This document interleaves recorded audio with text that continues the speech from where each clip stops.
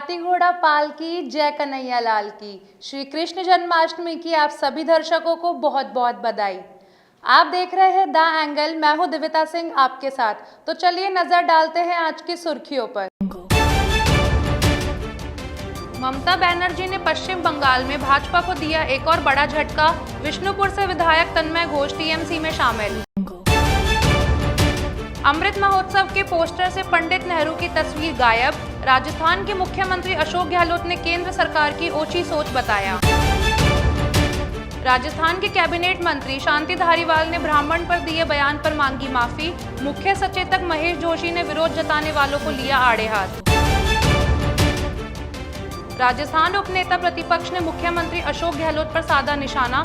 कहा सीएम एक परिवार विशेष का कर रहे हैं बखान। केंद्रीय रक्षा मंत्री राजनाथ सिंह ने जल्द ही आतंकवाद खत्म होने की उम्मीद जताई है। रक्षा मंत्री राजनाथ सिंह ने पाकिस्तान से पैदा हुए खतरे को लेकर कहा कि वह जानता है कि भारत के खिलाफ सीधे युद्ध नहीं लड़ा जा सकता। उन्होंने कहा कि 1965 और 1971 में मिली पराजय ने पूरी तरह यह साबित कर दिया कि पाकिस्तान भारत के साथ युद्ध करने की स्थिति में नहीं है। भारत के साथ सीधे युद्ध न करने की अक्षमता ने पाकिस्तान को दो नीतियों पर काम करने के लिए मजबूर कर दिया है। बंगाल में विधानसभा चुनाव के बाद भाजपा को एक और बड़ा झटका लगा। बांकुड़ा के विष्णुपुर से विधायक तन्मय घोष भाजपा छोड़कर सत्तारूढ़ तृणमूल कांग्रेस में शामिल हो गए हैं। इससे पहले वरिष्ठ नेता और विधायक मुकुल रॉय अपने बेटे शुभ्रांशु के साथ जून में भाजपा छोड़कर वापस तृणमूल में शामिल हो गए थे।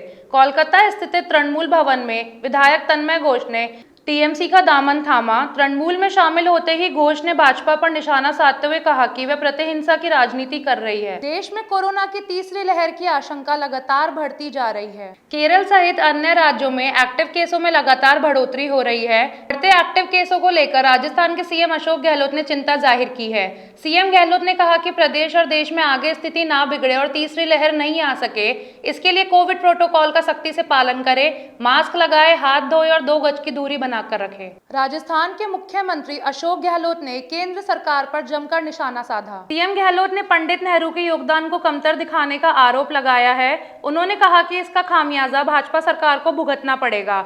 पंडित नेहरू आजादी की लड़ाई के दौरान 9 बार जेल गए। आने वाले समय में देश मोदी सरकार को सबक सिखाएगा। सीएम गहलोत ने एक पत्र के साथ ट्वीट करते हुए लिखा कि अपना तन मन धन एवं जीवन देश की आजादी की लड़ाई लड़ने एवं आधुनिक भारत की नींव रखने के लिए लगा देने वाले पंडित नेहरू के योगदान को कमतर दिखाने के कुप्रयास का खामियाजा भाजपा सरकार को भुगतना पड़ेगा और समय आने पर देश मोदी सरकार को सबक सिखाएगा।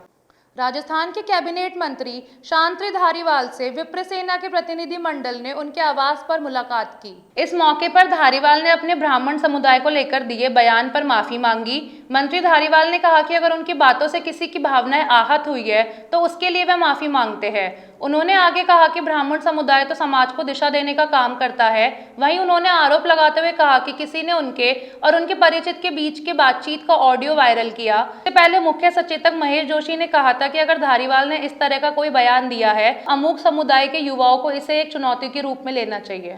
राजस्थान उपनेता प्रतिपक्ष राजेंद्र राठौड़ ने मुख्यमंत्री गहलोत पर निशाना साधा है।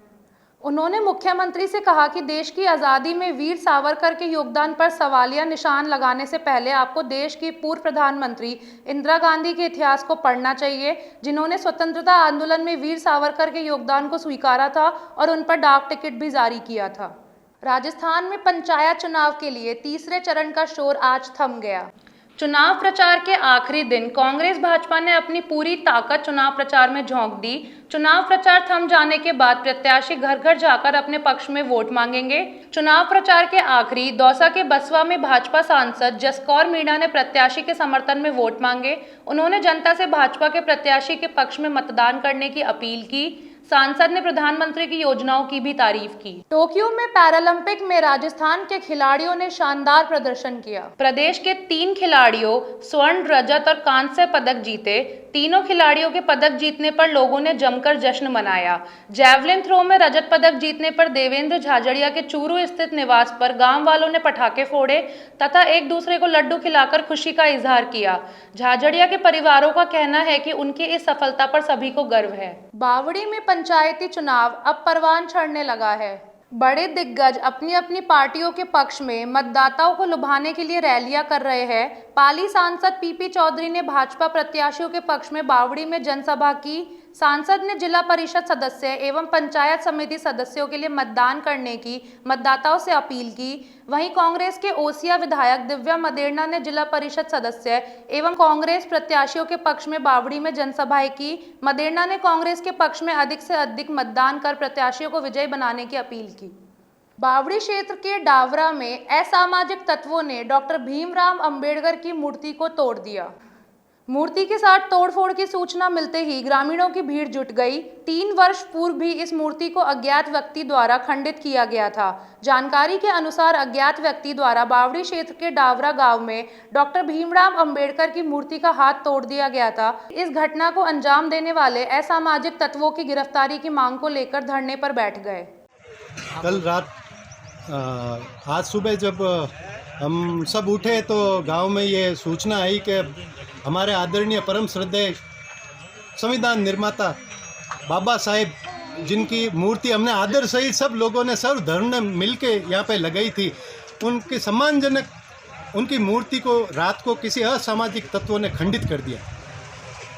तो सुबह से हम सब की पूरे 36 कौम की और हर जात वर्ग हर इसमें किसी भी प्रकार की बिना राजनीति के यहाँ सब इकट्ठे हुए हैं और इसी मुद्दे पर कि भाई सबसे पहले इन अपराधियों की गिरफ्तारी की जाए, खंडित मूर्ति जो है उसको वापस लगाया जाए और समाज के साथ में जो ये बार बार ये घटना हो रही है, जो पहले भी हो चुकी है, बार बार ये घटना हो रही है, उसको प्रशासन उसकी सुरक्षा व्यवस्था सुनिश्चित की जाए। आत्म तत्व के मूर्तिमान स्वरूप श्री कृष्ण का एक बार फिर भव्य प्राकट्य हुआ। इस प्राकट्य के साक्षी बने छोटी काशी के आराध्य गोविंद देव जी। घंटे घड़ियालों का उद्घोष, विग्रहों के षोडशोपचार और अभिषेक के बाद त्रिगुणात्मक प्रकृति की चेतन सत्ता भौतिक रूप से प्रकट हुई।